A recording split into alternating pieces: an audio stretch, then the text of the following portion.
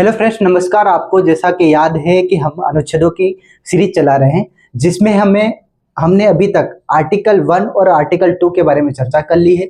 आज हम आर्टिकल 3 के बारे में देखेंगे।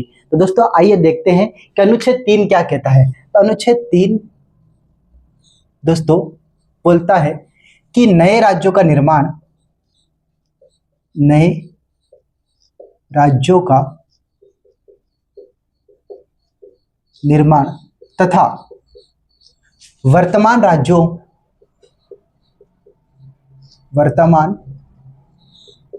राज्यों के क्षेत्र, नाम तथा सीमाओं में परिवर्तन,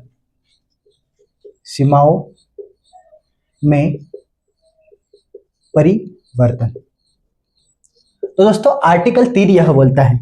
लेकिन आपको जैसा कि याद है कि हम आर्टिकल 3 को पढ़ने से पहले आर्टिकल 1 और 2 का रिवीजन जरूर करेंगे। तो आइए दोस्तों आर्टिकल 1 और 2 का रिवीजन कर लेते हैं, फिर हम इसको समझते हैं। तो आर्टिकल 1 क्या कहता है दोस्तों और आर्टिकल 2 क्या कहता है, इसका थोड़ा सा महत्वपूर्ण पॉइंट देख लेते हैं। जैसे आर्टिकल 1 में कहा गया था कि भारत अर्थात इंडिया राज्यों का संघ होगा। अर्थात दोस्तों हमने भारत के लिए 2 आधिकारिक नाम की चर्चा की गई थी, एक तो भारत और दूसरा है इंडिया। ठीक है, एक तो यह चर्चा की गई थी आर्टिकल 1 में। दूसरा यह कहा गया था कि भारत राज्यों का संघ होगा। अर्थात दोस्तों किसी भी राज्य को भारत से अलग होने का हक नहीं है, उन्हें कोई अधिकार नहीं है। दूसरा यह चर्चा की गई थी। तीसरी बात यह कही गई थी दोस्तों कि उनके भारत है वो किन किन क्षेत्रों से मिलकर बनेगा।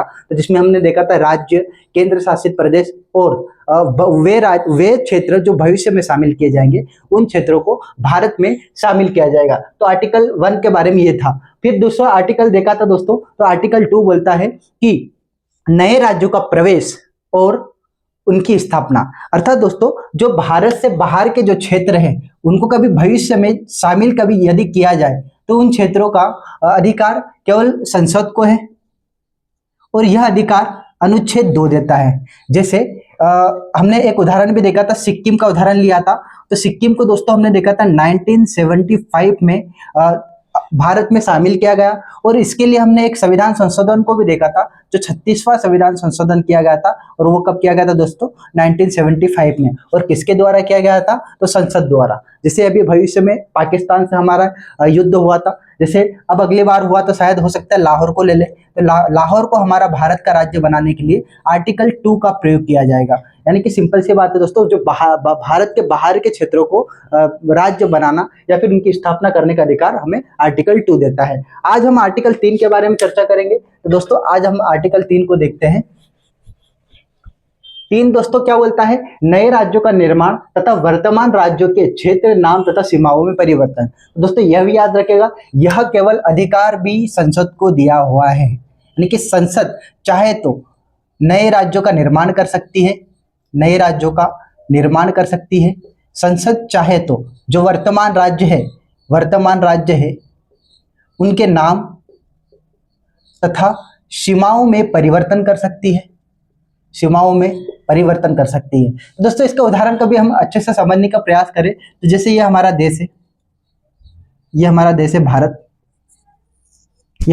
भारत, जिसमें हम राज्यों का निर्माण की बात करें तो जैसा कि आपको याद है ये एमपी है, और एमपी से अलग होकर छत्तीसगढ़ को बनाया गया था। यहाँ पे छत्तीसगढ़ को बनाया गया था। ठीक है, वहीं जैसे ये यूपी था, यूपी से अलग होकर उत्तराखंड को बनाया गया था, उत्तराखंड को बनाया गया था। वहीं यहाँ पे हमने बिहार से अलग कर झारखंड राज्यों को बनाया गया, दोस्तों ये कब बनाया गया? तो सन 2000 में बनाए गए। ठीक है, तो सन 2000 में 3 राज्यों को अलग अलग करके बनाया गया। तो यह आर्टिकल हमें 3 अधिकार देता है, और यह अधिकार किसको देता है? संसद को देता है। और दूसरा पॉइंट क्या है कि वर्तमान राज्यों के नामों और सीमाओं में परिवर्तन करने का अधिकार संसद को है। यह भी आर्टिकल 3 हमें अधिकार देता है। जैसे उत्तराखंड को दोस्तों उत्तरांचल कहा जाता था, जिसे नाम परिवर्तन करके उत्तराखंड कर दिया गया। वहीं जैसे हमारे तमिलनाडु राज्य को मद्रास कहा जाता था। क्या कहा जाता था दोस्तों? मद्रास कहा जाता था, जिसे नाम परिवर्तन करके तमिलनाडु कर दिया गया। तो आपको याद होगा दोस्तों ये चीजें की गई थी। तो अनुच्छेद हमें 3 यह अधिकार देता है। आई होप आपको यह सेशन समझ में आया होगा। यह सेशन कैसा लगा दोस्तों, आप कमेंट करके हमें आंसर इसका जरूर दीजिए। Thank you. जय हिंद, जय भारत।